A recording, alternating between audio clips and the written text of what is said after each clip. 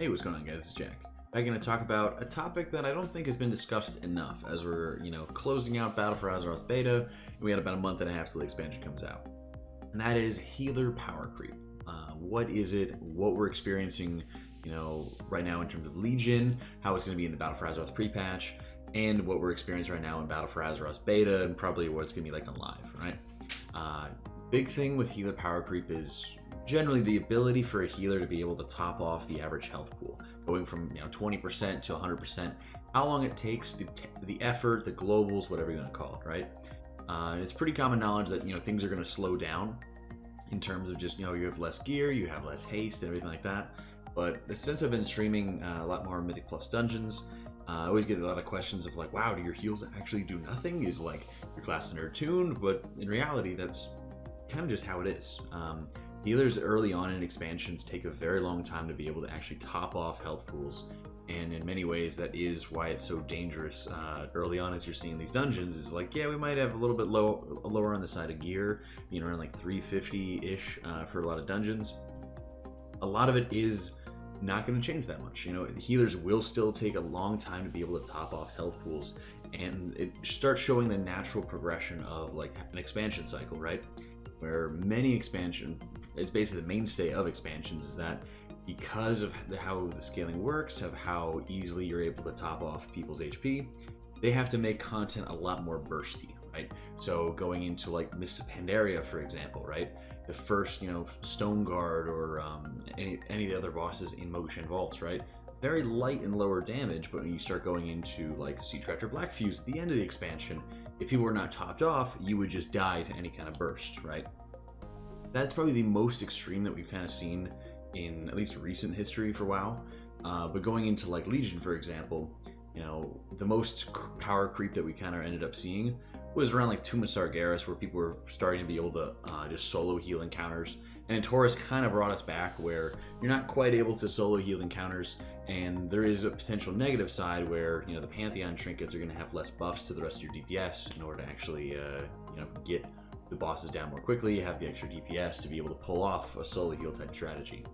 Also forcing healer CDs constantly to make sure you can actually top people off. So in many cases, the power creep level has kind of gone from early expansion where it takes a very long time to be able to get everybody topped off. If there's a burst effect, everyone has to take their time to make sure they get everybody topped off because they're not going to be able to spam as hard as they want to. For example, how often are we going to be able to use prayer healing at the beginning of the expansion versus the end of the expansion? It's usually quite a huge difference, right? It's almost a night and day difference between how aggressive you can be with your mana, right? So you'll not only see that, but you'll also start seeing just the progression going through the expansion and certain bosses just continuing to ramp up in burst damage. And one of the biggest examples I think we saw was kind of like Kil'jaeden, where Kil'jaeden had about one phase of just big damage, and then you spent another minute and a half, 2 minutes, some cases, doing nothing, right? And the barometer for actually making healers have to heal, or how many healers you bring, is how many raid cooldowns do you need, right? A number of different fights that we've seen throughout this expansion just get really heavy damage mechanics thrown at them.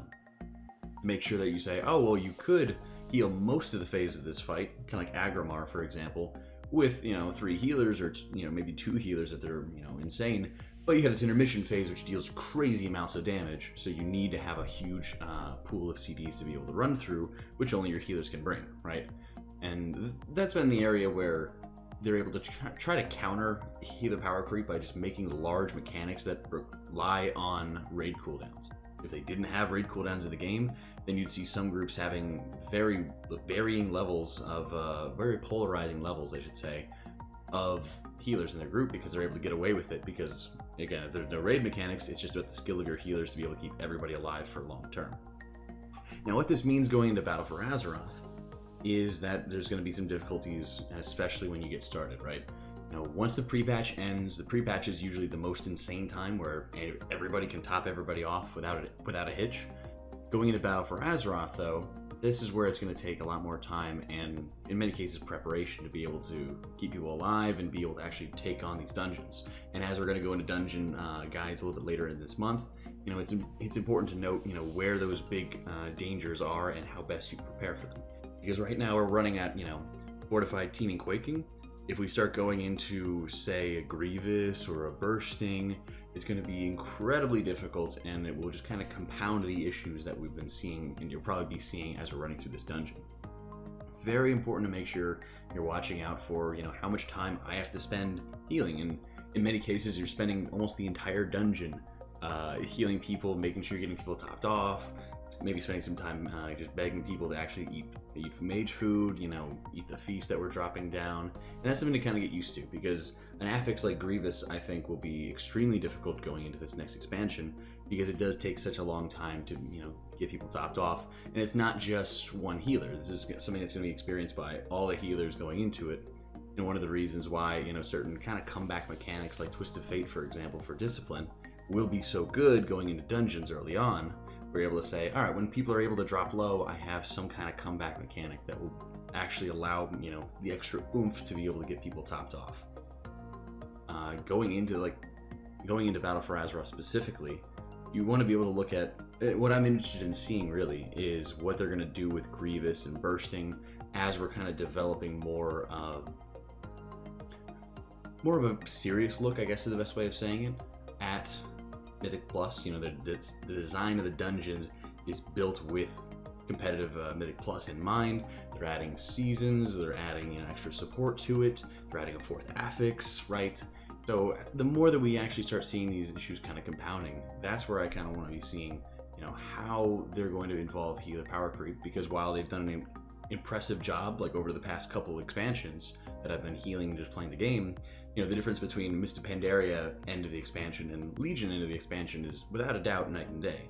As we're seeing, some healers still have the ability to just top off the entire raid group by themselves. This Priest, it has gotten to the point where, you don't have to be 100% every single time a burst goes off or you die, right? Where you don't have, the healers getting very small windows of time to be able to top people off, and if you get held up or if you stop healing for whatever reason, other people die, right?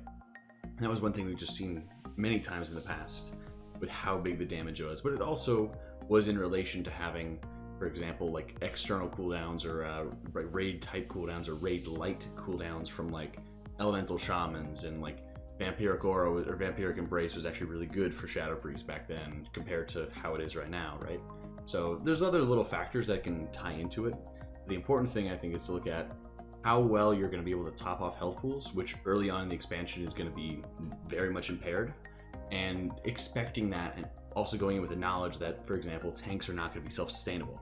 It will be much more reliant on their healers, and it will be much more reliant on the group rotating through stuns and CCs, because the Mythic Plus of the BfA expansion is definitely going to be a step up from what we've seen in Legion in terms of complexity and difficulty, among other things. Let me know what you guys think. And if you have any other kind of questions for Battle for Azeroth, you can always ask them when I'm streaming live on Twitch. The link is going to be in the description below. Thank you so much for tuning in, guys. We'll be covering all of the healers going into the next expansion, so we will be making sure we're busting out a couple more videos and stuff like that for all of them going into it, and at least having some basic guides as well. Thank you so much for watching, guys. Be sure to subscribe, and I'll see you all next time.